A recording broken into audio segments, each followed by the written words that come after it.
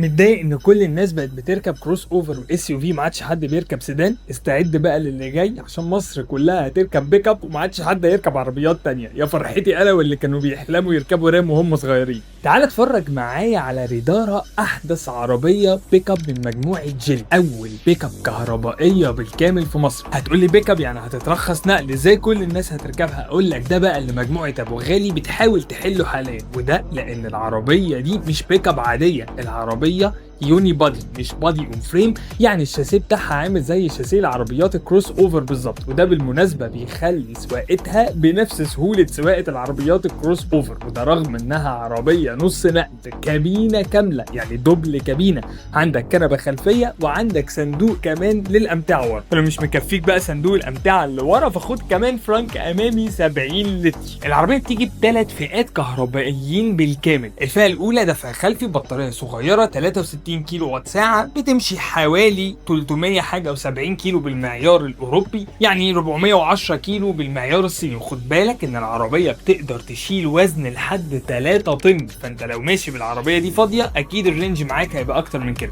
بعدين عندك فئتين اول ويل درايف، الفئه الطبيعيه الاول ويل درايف، ودي بطاريه 73 كيلو وات ساعه، ودي بتقدر تمشي حوالي 450 كيلو. وعندك بقى الالترا، ودي العربيه الخارقه. العربيه دي بتعمل كم حاجات غير منطقيه لا تتخيلها. كفايه اقول لك ان هي بتقدر تلف حوالين نفسها 360 درجه زي الدبابه كده بالظبط. بالمناسبه الثلاث عربيات فيهم مود ان هم يقدروا ينزلوا في الميه لحد عمق 80 سم.